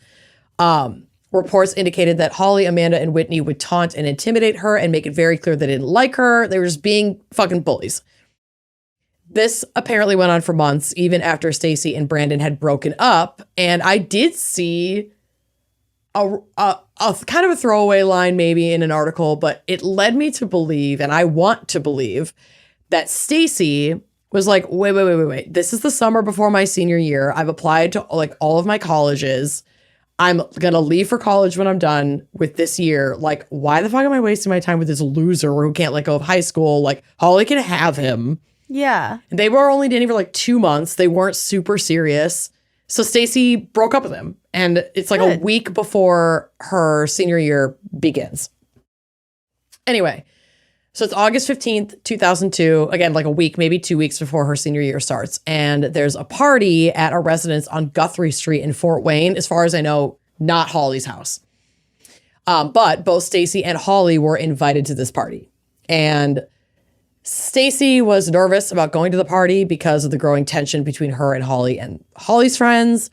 And then other friends are also assuring like Holly that Stacy, you know, has no problem with her. Maybe even that Stacy and Brandon had broken up. So the other people are like, Holly, it's chill. Like Stacy has no beef with you. Mm-hmm. She and Brandon aren't even together anymore. Like it's all good. Weird. It doesn't have to be a thing. So But you know, it's teenage terror. So before the night was through, a confrontation ensues between the girls in the backyard. And from my understanding, I couldn't access photos of like the crime scene. Again, minors. But it sounds like the backyard had like a back driveway that had like garbage cans and recycling bins. Okay. Because I kept reading things in reports that would say the backyard and then would say the driveway, but like it made it sound like they were really close together. So I think there's a backyard and a back driveway. Yeah. It's where you put all your outdoor shit. Exactly. Mm-hmm. So witnesses reported that Holly expressed intentions to confront Stacy that night at the party before they even bumped into each other, with one witness telling police that Holly had changed into sweats and pulled her hair into a ponytail before confronting Stacy. Oh my God, girls. Allegedly telling people that she was going to, quote, take an ass whooping tonight. Like Stacy was going to take an ass whooping from me. Court documents reflected that witnesses saw the two girls, quote, fighting, kicking, and hair pulling. The altercation continued to escalate into like a full-blown physical fight, during which Stacy was stabbed twice in the left mid-chest and right upper abdomen. She collapsed into some garbage and recycling bins and was found there by police, still bleeding. She was alive when they found her, and she was rushed to Parkview Hospital, but she succumbed to her injuries the following day, and she died. God. Yeah. That same night, so the cops come, they see this, an ambulance arrives. Ambulance takes Stacy there's still kids at this party, and the cops are like, what the fuck happened here? Like, Yeah. what is going on? And they're interviewing people, including Holly. In those initial interviews that night, Holly admitted to fighting with Stacy, but denied possessing a knife, suggesting that Stacy might have fallen onto something sharp during the scuffle. Okay. According to court documents, Holly told police that she heard Stacy yell, "What is she doing here?" as she started to walk out the back door. Holly also said that she heard Stacy talking about one of her friends, and that's what set her off. She told police she started yelling at Stacy and they got in each other's faces. According to Holly, Stacy pushed her and she fell over into some recycle bins. And then she got back up, or when she tried to get back up, she said Stacy grabbed her by the hair and drug her from the recycle bins to a grassy area of the yard. That's feeling unlikely. These girls are like tiny. Yeah. That's when Holly said she grabbed Stacy by the wrist and threw her down on the ground where they were kicking each other. It's my understanding that friends broke up the fight before police arrived. Somebody called the cops. The friends are trying to break up the fight. The police are on their way. The girls are like, oh, fuck. Because obviously the police found Stacy by the garbage can still alive, but critically wounded. And when a detective asked how Stacy got these wounds, Holly said she, quote, probably landed on something when she got knocked into a recycle bin. When she got knocked the fuck out. Yeah. Despite multiple eyewitness accounts, no arrests were made at the time. The knife used in the stabbing was not immediately found, making it challenging for investigators to tie a specific weapon to the crime scene or to the individual, potentially accused, suspected of the crime. Without a weapon, proving intent and culpability was more challenging. Hoping for some solid evidence, investigators waited for the medical examiner's report. Initially, there was no forensic evidence confirming exactly how Stacy sustained the fatal wounds. Without like a weapon or specific piece of glass or like anything that they could compare to the wounds themselves. They knew it was some sort of stab with a sharp. Yeah, but didn't know what it tool. was, didn't know for certain how she could have sustained those injuries. Like there was still enough reasonable doubt in the eyes of the investigators. Whether or not we agree with that is neither here nor there, but they didn't feel like they could get a case to trial at the end of the day with the evidence that they had.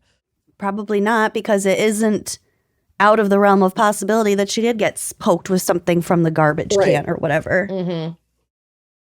Well, yeah, God only knows. Like they were rolling around back there for quite a while before the fight ended. Essentially, I believe the fight ended with the stabbing. Yeah, it's hard to keep fighting after that because I assumed that she punctured something vital. Your op is not really in tip-top shape at that point. So they couldn't lead to anything certain about whether the stabbing was even like intentional or accidental, because we've got these stories we're rolling around on glass like this happened, that happened, I don't have a knife, there is no knife, and they didn't find a knife at the scene. So they have no physical solid evidence and circumstantial witness testimonies, so authorities lack enough evidence to make an arrest. They kept the case open, but it was unsolved for nearly 17 years. Oh my God. Until new evidence sparked by new witness statement led to its full reopening in 2019. So this happened in 2002, and they reopened the case in 2019. Jesus. So I don't know all of the details behind this because this was pretty vague. I have to imagine the witness that came forward with this like heretofore unheard testimony wanted to stay anonymous and out of the press because obviously there was like buzz around this. I think this has also been a case featured on an episode of Mean Girl Murders on ID because they cover a lot of these like teenage or young people kind of outlandish cases. But it sounds like a witness came forward all these years later, and Stacy's family had been like pushing and advocating to keep this case open the whole time. They didn't want to be in like the public eye, but it's not like they just accepted that no one was arrested and this case went cold. Like how could you? You couldn't. So it could have been part of their involvement in keeping this case out in the open. Maybe they heard something and then just pleaded with this person to come forward and give that statement to police. Regardless, they got new testimony. And from what I understand, it implicated Holly because someone had seen her take a knife after the fight, quote unquote, ended, but before the cops came, and hide it like on the tire of a car. And then in the like chaos, I guess, and after she kind of skirted questioning, it was like, I don't have a knife. And they hadn't like looked through the whole scene yet. Yeah. She retrieved that knife and left with it. So they didn't have access to the murder weapon. So that I only read that little detail in like one article. So I don't know if that is the exact piece of testimony, but it is a piece of testimony that wasn't in the earlier reports and then was in the reports after they went and reopened this case. So that's what leads me to believe we didn't know this before. Now we have this piece of witness testimony that allows us to at least go back and question Holly again as a person of interest. So they go and they search her house. Well, they don't have to because they go and they talk to her. She's now living in Fond du Lac, or was at the time living in Fond du Lac, Wisconsin. 17 years later. 17 they years show up later. at your door. And Like, we know you stabbed that girl. I mean, basically they like called her up and like asked to question her. And I think they went to her house and she was more or less like, I know why you're here. I think I killed my friend. Oh my God. And started crying and like felt awful and essentially confessed. And in a wild, I don't want to say twist, I guess maybe like, I don't know. I want to think about this, but in a wild revelation, Holly still had the knife that she had used to stab Stacy all those years ago in that fight. She never got rid of it. Oh my God. And I have to believe that like, that to me, Holly did not do a good thing. And Holly should have turned herself in a long fucking time ago. And this is not justice, what's happening here. But that detail feels to me like someone who has felt guilty about this for a long fucking time. Like once the dust settled on teenage brain that didn't want to get in trouble lying to the cops, like, hi, tag yourself. Yeah. And she became an adult trying to live her life knowing what she had done. And if she ended up having kids, seeing her behavior in the light of that now having your own children, not to get corny, I didn't see anything that is said that she had kids, but could have been. Well, if she did, Yeah. even if she didn't, but that would. It just says a lot to me, and I have conflicting feelings about it because it's like, okay, if you feel this bad when you open the door and the cops are there, why the fuck didn't you turn yourself in 10 years ago? You've had this knife the whole time. So like, I'm not saying that I'm like chill with Holly. No, It's like she of course fucked not. up. But I guess If you not. But think you got away with something. Yeah. I think she remained, selfishly self-preserving enough not to turn herself in, but had enough remorse and enough guilt to not try to keep up the farce. And when they came knocking, she just gave herself over. That's how I feel about it. So she hands over the knife, and this led to new forensic evidence because a pathologist was able to now confirm that this knife matched the stab wounds. Wow. And indicated it was indeed the weapon that was used in the stabbing. Holly expressed remorse, stating, like I said, quote, I think I killed my best friend. If I had just walked away and not turned around to fight, she'd still be alive. Ugh. Holly was arrested and initially charged with murder, which had a mandatory 65-year sentence in Illinois where the crime took place. But in December of 2021, she pleaded guilty to the lesser charge of voluntary manslaughter with a 25-year sentence with 5 years suspended and 3 years of probation.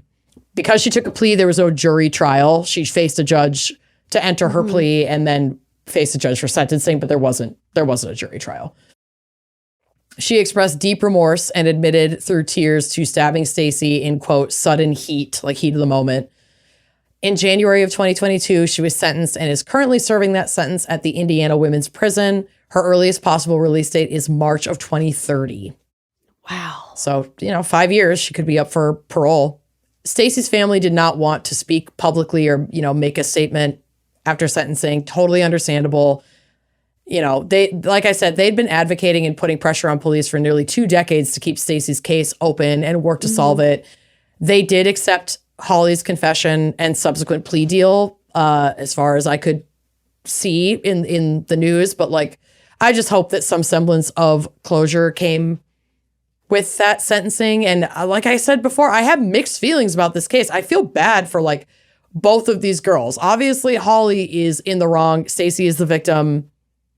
And what happened to Stacy was so fucking senseless and tragic. Mm-hmm.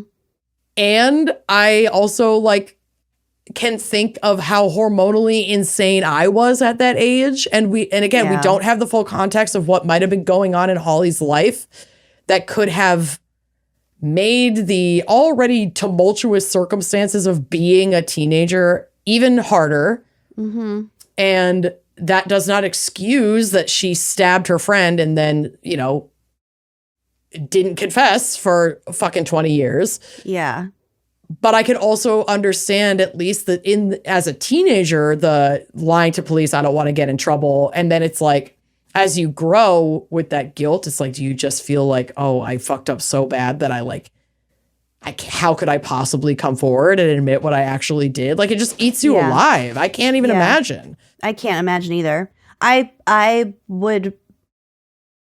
This is me editorializing, but maybe her being in prison and acknowledging that is more of a relief than living on the outside with the knowledge that her family who doesn't knows? know who killed her daughter for sure. I just hope that at the end of all of this senseless tragedy, Stacy's family can finally get some peace, some closure, know exactly what happened, and, you know, continue to carry Stacy's memory with like a full picture of why they don't have their kid. And that Holly can have, you know, her own path toward healing and some kind of redemption, because what we do when we're teenagers is not a reflection of who we necessarily become as adults. But that's where it gets tough for me, because Holly carried this knowledge into her adulthood and continued to choose not to come forward until she was caught. And that's where I'm like, all right, you know, wish you the best, but like, bye. I can understand the mental gymnastics and the cognitive dissonance that would require her to do that. Mm-hmm. And I just keep kind of going back to like, we don't know what the life that she built after this looks like. Mm-hmm. But at a certain point, that has its own value. That would be reason enough to not go to prison, you know, especially if you think, what are the odds that this is ever going to get solved? We know what the clearance rates are in this country. Right. Listen, I am not delusional enough to say that I couldn't see myself being like, oh, I got away with it. Then of course I'm not going to fucking say anything. I was 17. I was like 16, 17. I was a delusional person. Right. You know, it doesn't. Not to say it's right. It's not right at all. But I'm a human being, and I can understand the desire to just live your life and not face the consequences. That's part of being human. We do a lot of fucked up shit to not face the consequences of our actions on a small scale and a large scale every day as human beings. This isn't like outside of the realm of understanding. I'm fucking disappointed. I actually think that I would be too fucking guilty. I don't think I could live with myself. I don't think I could do it. But I also have never been in that situation. Turning yourself and not living with yourself are also two different things. It's true. It's true. So it's true.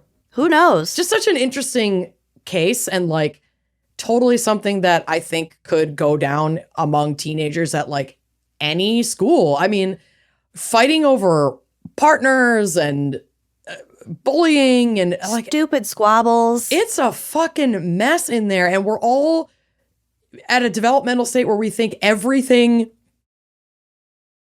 that's happening to us is like so important and the worst thing in the world. We don't know a goddamn fucking thing. We've got these hormones flowing wild through our bodies. Our brains aren't developed. We don't know like fear or fear of death, fear of injury. Like we're psychopaths. I can't believe absolute psychos. We don't hear more stories of like kids fighting and fucking really hurting each other. Well, we don't have to get into access to firearms, but you know, seriously, these teenagers are terrors. Yeah. Go figure. I know. Don't make homicide easier for them. No. Mentally, they're already there. Baby. Don't give them a weapon. One strong breeze away. Yeah. Let me tell you. Whew. Anyway. Yeah, I guess I just like didn't care enough about the guys I was like seeing in high school. Because there were always like 3 or 4 at a time anyway. That's inaccurate. You wish. I wish.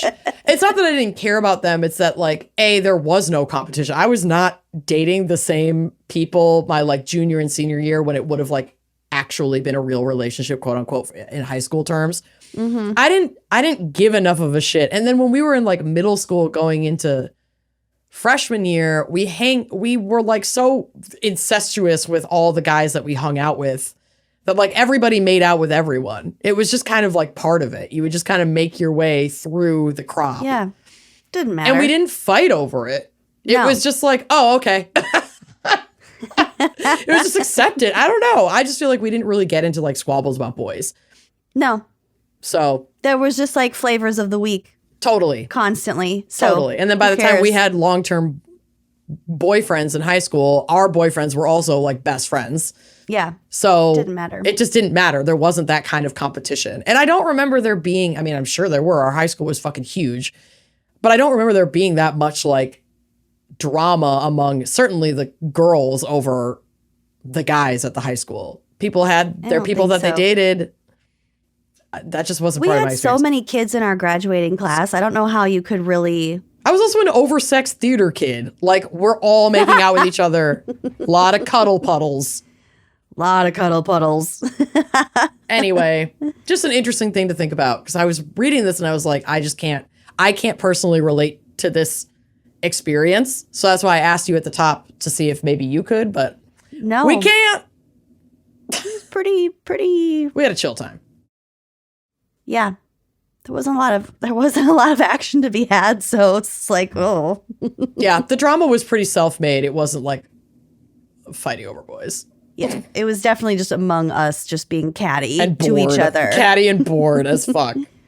Well, thank you again to Tiffany Meager for sending me that article and inspiring this whole thing. All of this. Good Lord. Yeah. And if you are interested in hearing this episode ad-free, you should head on over to our Uncorked page. Yes. You can just head to our website, winegrimepodcast.com/uncorked, and it'll walk you right through it. We're working on some fun exclusive video content for it too. So there's more coming. But yeah, all our back catalog is going up, all ad-free, and new episodes are released same day, every week, same schedule, same cut, no ads. On Uncorked. So if you don't want to have to wait extra to get your ad-free content, that's your spot. Get it. It's your spot. Thank you so much for listening, and we'll see you next week. Bye-bye.